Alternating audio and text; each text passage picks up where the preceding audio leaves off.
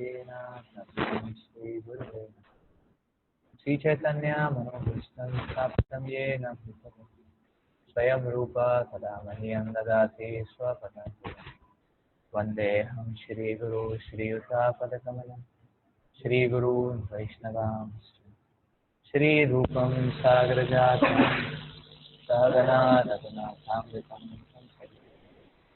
यादवैकं सावधूतं परिजनासहितं कृष्णचैतन्यदेवं श्रीराधा कृष्णपादान् सहगना ललिता श्रीविशाखान्वितां नमो विष्णुपादाय कृष्णपृष्ठाय भूतले श्रीमते भक्तिवेदान्तस्वामिने नमः। नमस्ते सरस्वते द्वैते गौरवाणी प्रचारिणे निरविद्येषु पाश्चात्यदेशतारिणे नमो महावदन्याय कृष्णप्रेमप्रदायते कृष्णाय कृष्णचैतन्य नामिने गौरसूत्रे नमः। हे कृष्णा करुणा सिन्धु दीनबन्धु जगत्पते गोपेश गोपिकान्त राधाकान्त नमोस्तुते भक्तकाञ्चन गौराङ्गी राधे वृन्दावनी प्रिया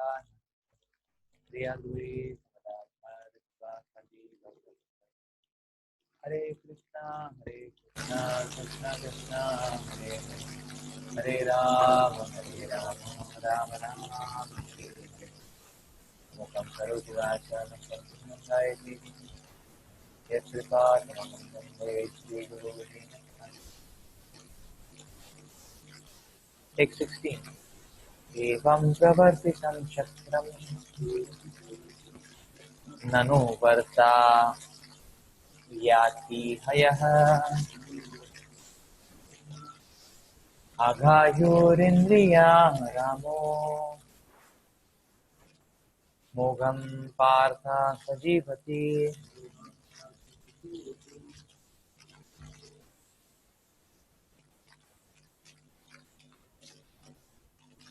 My dear Arjuna, one who does not follow in human life the cycle of sacrifice thus established by the Vedas certainly leads a life full of sin, living only for the satisfaction of the senses. Such a person lives in vain.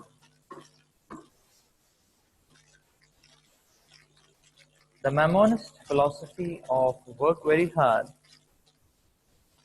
and enjoy sense gratification is condemned herein by the Lord. Therefore, for those who want to enjoy this material world, the above mentioned cycle of performing yagyas is absolutely necessary. One who does not follow such regulations is living a very risky life, being condemned more and more.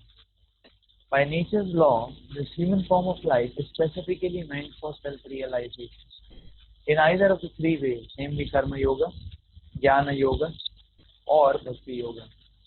There is no necessity of rigidly following the performances of the prescribed yagyas for the transcendentalists who are above vice and virtue.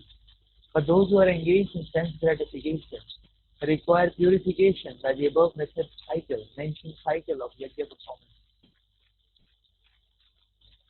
There are different kinds of activities. Those who are not Krishna conscious are certainly engaged in sensory consciousness.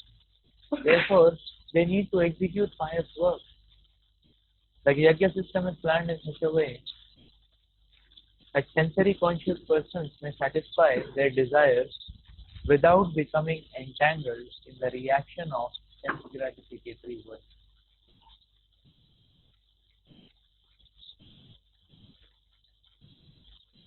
The prosperity of the world depends not on our own efforts, but on the background arrangement of the Supreme Lord,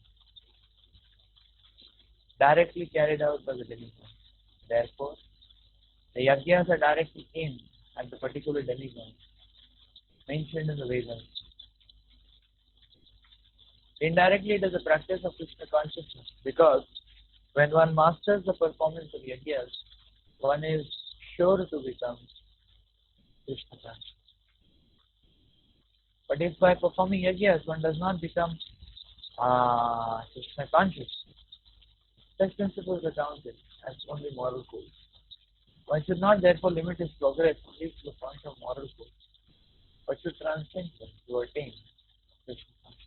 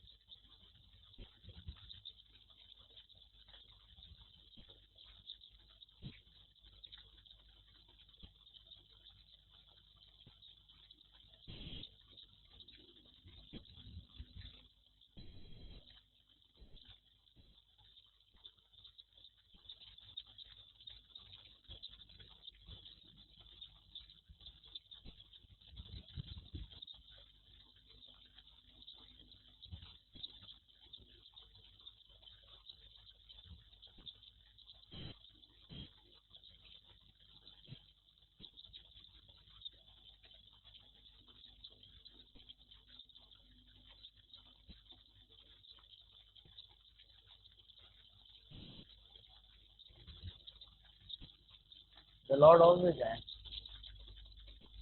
in favor of the living entity.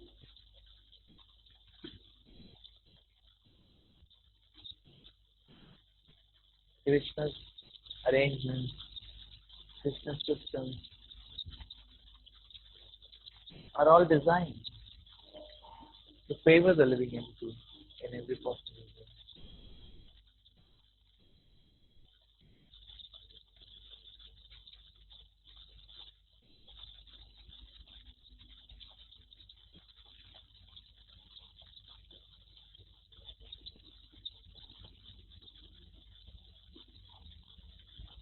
So therefore the Lord has arranged a system of karma kanda in which one can perform yajna and he will get the enjoyment he wants. But such a person will be saved from the reactions which come because of sense-gratification. A mad drive of sense-gratification will give simple reactions. To save the living entity from that and to make him enjoy, the Lord has created a system of sense.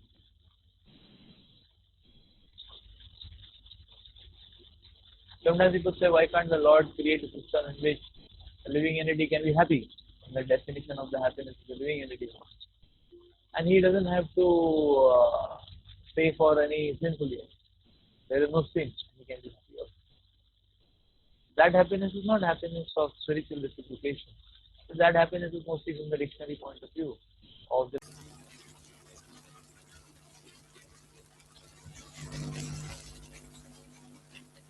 So, Krishna has made that system in the form of karma kanda. So we can see actually, in fact, if you understand the nature of the Supreme Lord, the Lord is actually the Lord is supplying to the living entity whatever he can think of. But the Lord is giving much more than that also. Sometimes people think, okay, let us enjoy, but we should not be partaking of a sinful reaction. Krishna has made that system. But Krishna has made much higher systems than that, the living entity cannot even dream of. That is Krishna's mercy.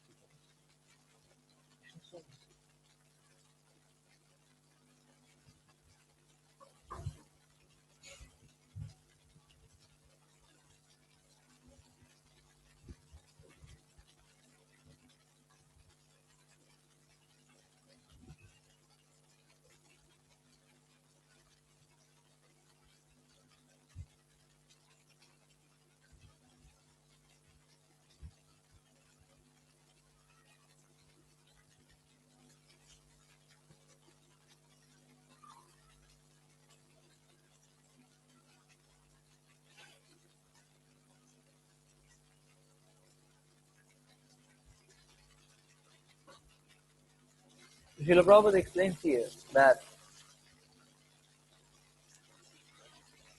The Lord has arranged these three pathways of self-realization. The Karma Yoga, the Jnana Yoga, and the Bhakti Yoga.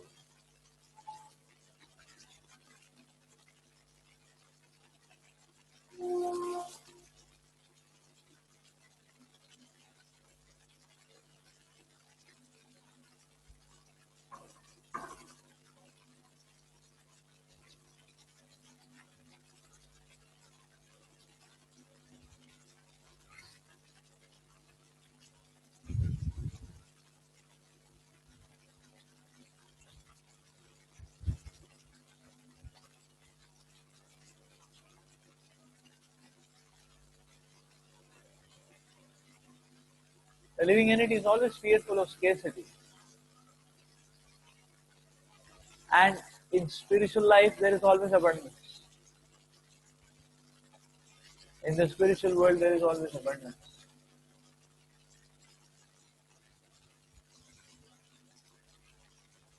So scarcity comes from a narrow consciousness.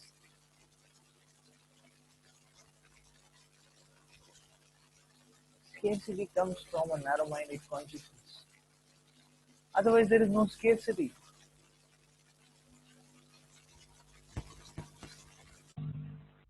When Krishna drowns the living entity in the spiritual world with abundance, why will the Lord starve the living entity? Starvation in the material world. It is scarcity of consciousness which does not allow the mercy of the Lord to permeate the living entity's existence. That is the point. It is the scarcity of consciousness which constricts the Lord's mercy. Krishna is not constricting. Krishna is ready to supply the inhabitants of the spiritual world with oceanic mercy, abundant facilities, desire fulfilling, wish fulfilling. That is the nature of the Lord and nature of the spiritual world. Such is the Lord, such is the nature of the Lord, such is the nature of the spiritual world, such is the nature of the relationship between the Lord and the devotee. So where is the starvation coming from? The starvation is actually therefore coming from the constricted consciousness of the living. So by the process of yajna, one's consciousness expands.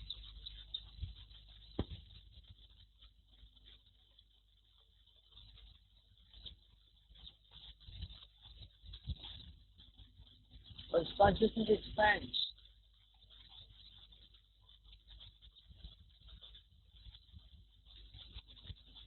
It's just like some parents giving a chocolate to a child who studies, who completes his study quota, weekly study quota.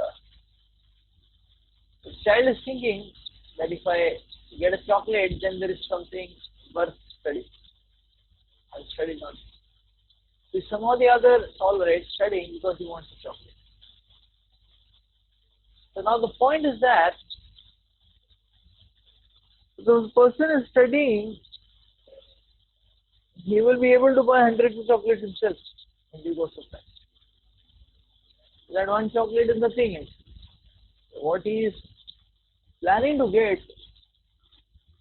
or what he is trading to get is much more than what is available.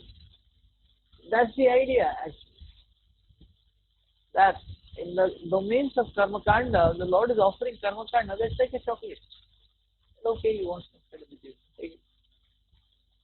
So that quota of sense gratification is like a chocolate. If the person is following the yajna, the process of yajna, his purification of heart, and he will come to that level of consciousness.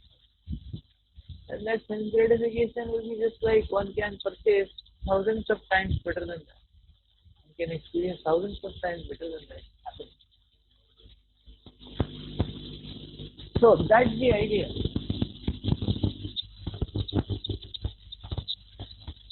The Lord is actually shaping the living entity. So karma kanda is the beginning actually. But through this process of yajna, the Lord is shaping the living entity to come to a position where when he can get thousands of chocolates like the one what he is demanding, the karma kanda. So he may be demanding limited, but the Lord is preparing the living entity that he can get thousands. Such is the mercy. therefore, the process of yajna is for the benefit of the living. Therefore, if one doesn't follow the yajna cycle, such a person is performing, his life is full of sin.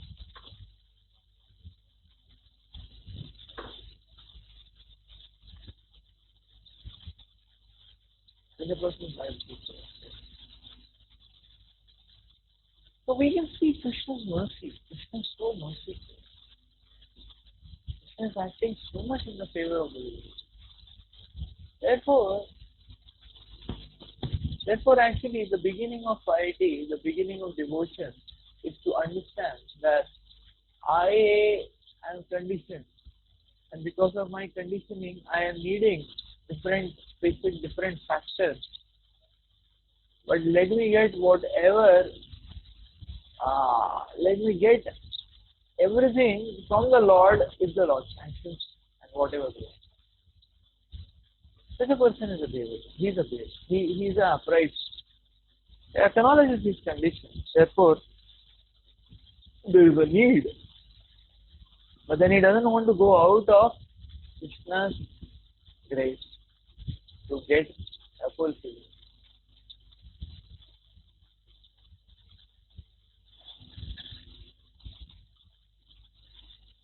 That's the beginning of piety. That okay, whatever we get, let us get it from Krishna. If the Lord so desires, that must be.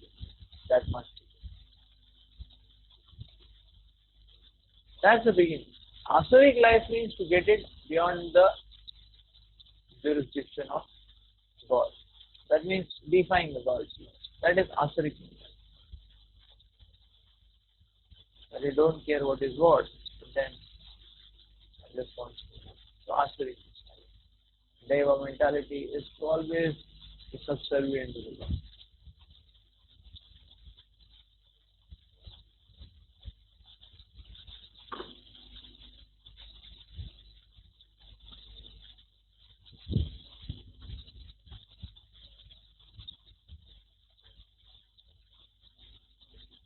So going forward, 1724, the Lord is telling that if you think you are very advanced, that you can follow Jnana Yoga, to set an example, better follow Karma Yoga. That's what the Lord is explaining. 1724, actually. The next complex, 617.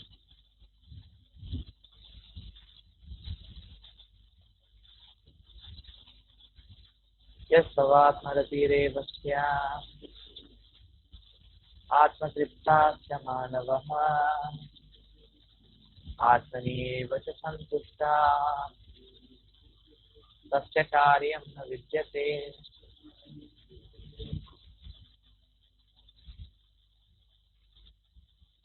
But for one who takes pleasure in the self, whose human life is one of self-realization, and who is satisfied in the self only, fully satiated, for him there is no duty.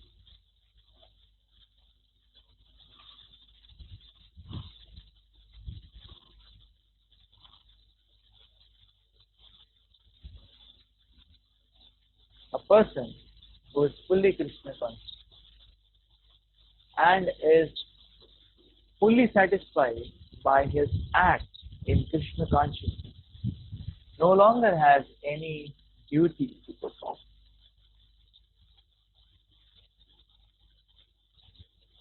Due to his being Krishna conscious, all impiety within is instantly cleansed, an effect of many thousands of yajna performance.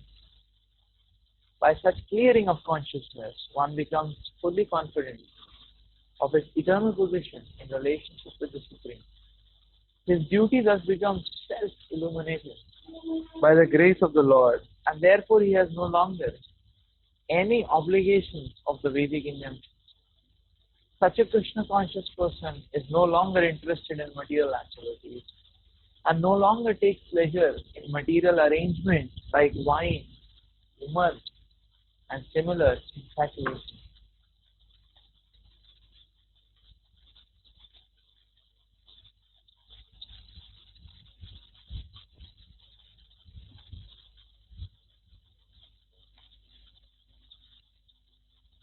The symptom of fully Krishna conscious person is that he is always engaged in Krishna service.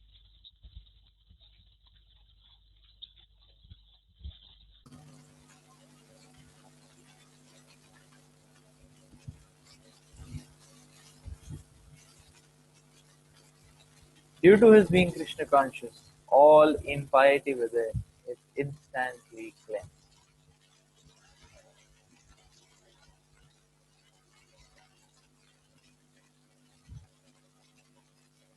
Actually, there are two aspects to this. The first is that we can say that okay, one who takes pleasure in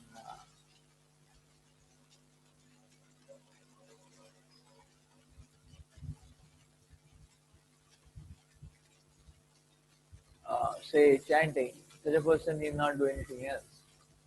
Okay, if one can stand 64 rounds every day, such a person need not do anything else. He can just stand and purify the atmosphere of the whole world. So that's one aspect that we can say, okay, such a person is fully Krishna conscious. Actually, uh, uh,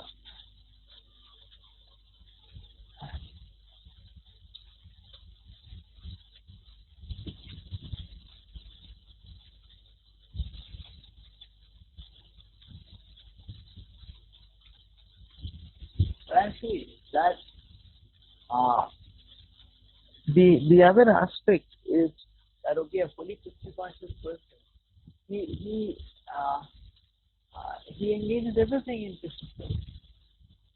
All he sees is Krishna service. So whatever he gets in his hand, he offers it. The second aspect. So one thing is to see.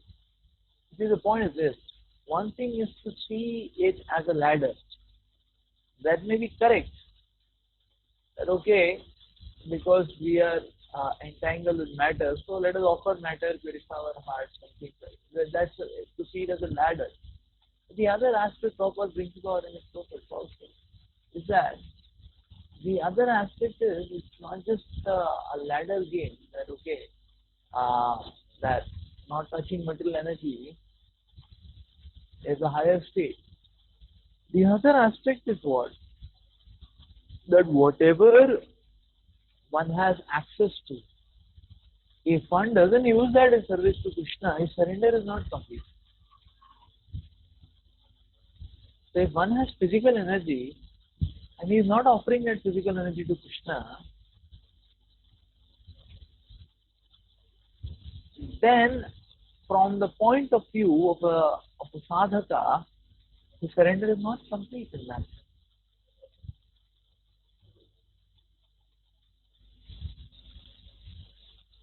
So as Bhakti Maharaj very nicely explains, the point is this actually. So Bhakti Maharaj very nicely explains that when one is young, one should do a lot of services for Krishna. One should run around for Krishna very much. So by that, the taste in holy name will go on increasing. So much so that when one is old, the body cannot move that much, the body cannot exert that much. But because there is a whole lifetime of sweat and toil for Krishna, then the mind will be absorbed in Krishna and one will be able to just sit and chant and speak Krishna for hours and hours. Like if he has not practiced, he won't be able to do that. How will one serve otherwise if one is not chanting? Because the fuel for service is chanting. Otherwise, it becomes galagraha properly. Otherwise, the responsibilities will become galagraha and person will shirk from responsibility. A person will run away from responsibility.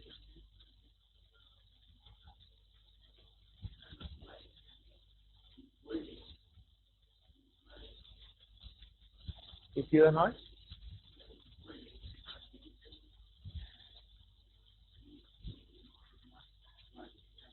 okay.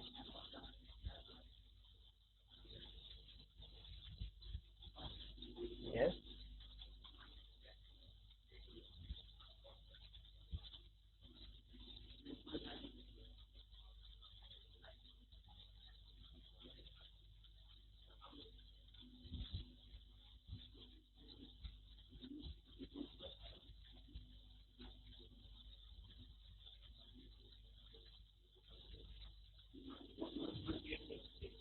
Yeah, so you are asking, okay, if we don't work hard on chanting, then in old age, how will the taste come? So the point is, what is the meaning of working hard on chanting? Now, does it mean that working hard on chanting means that we don't do any seva and we just sit and we try to chant?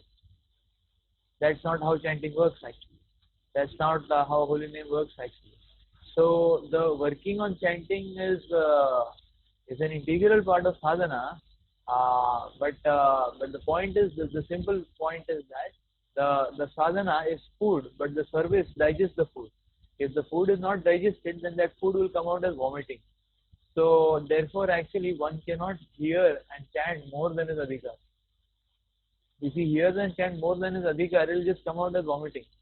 His adhikar is created by his serviceability.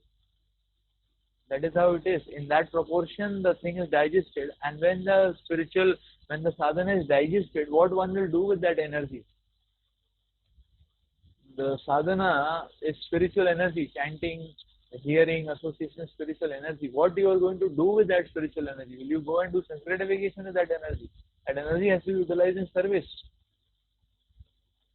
So whether it is Vishnu Seva or whether it is Sankirtan, that energy has to be, or it is Deity Seva, it has to be utilized in service. When it is utilized in service, then the state of the heart is further purified. Then actually one will be able to chant much better, read here much better, because now one is having more realization, more purification of heart. So everything works in a cycle. We cannot take off one side of it. And mostly services are so arranged that the services force one to think of Krishna. When we go for preaching, then sharing Krishna consciousness, it forces us to think about Krishna. When you are trying to help people take to Krishna consciousness, it forces us to think of Krishna. So without that, it is not easy and it is not practical to think of Krishna. Therefore, Prabhupada makes the point that whatever one has access to, if one is not offering it to Krishna, his surrender is not complete. Prabhupada speaks that very clearly, purports to Gita and Bhagavad. Both of them have to go together.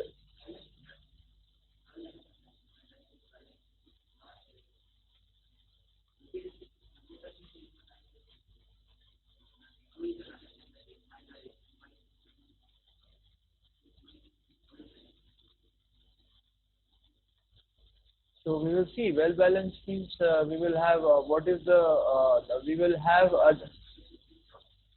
So sometimes Bhaktivinoda Thakur says 888. That should be the point. Our intake should be 8 hours, service should be 8 hours, and body should be 8 hours. That's how it is. So